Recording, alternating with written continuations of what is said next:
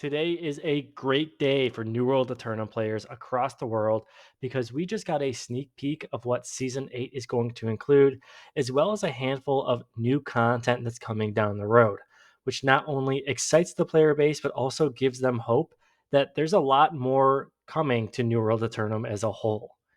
So, in today's video, I'm not going to be going through the nitty gritty details because there is a lot of new content that's coming. Instead, I'm just going to be highlighting some of the most important pieces and really just focus on some of the big pieces like the hardcore seasonal world, the new OPR map, open world bosses with 725 gear score rewards, capture the flag, and a handful of others.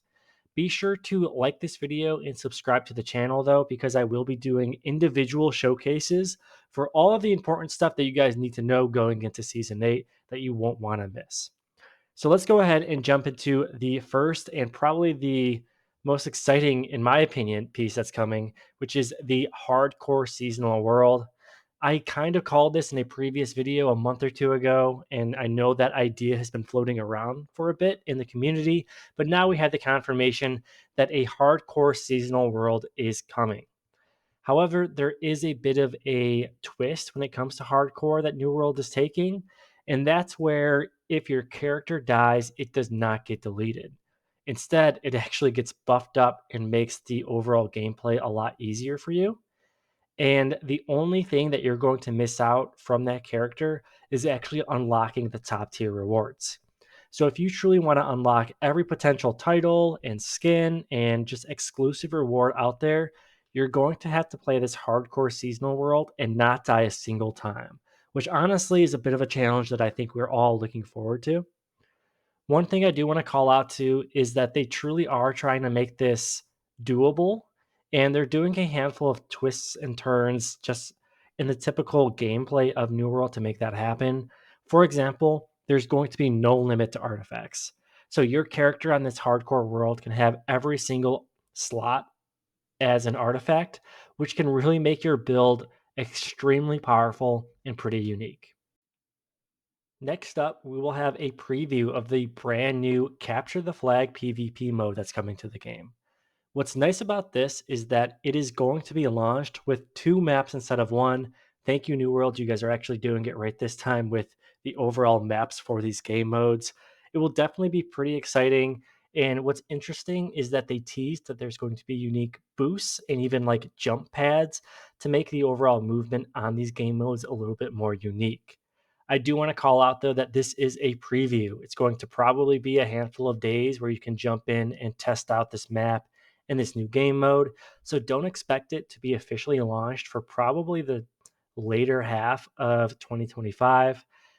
Just like the Coral Divide map, which took months and months until it did come to the game, which will also be in Season 8. Other than that, when we're talking about PvP modes, there will be a new 3v3 arena map as well, which is also pretty unique because they share that it's going to be the largest arena map yet.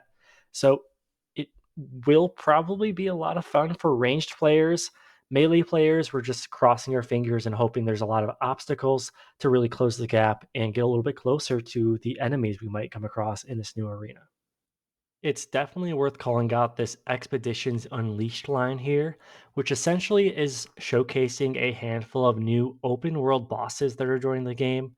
So these are not brand new builds or brand new enemies, but they're essentially pulled out from Expeditions and buffed up and dropped in the open world for a massive open world battle. Now, what's really interesting about this one is that it's going to be the first opportunity we have to very, very easily get 725 gear score items. So these are going to be short, limited time events where a specific open world boss is highlighted.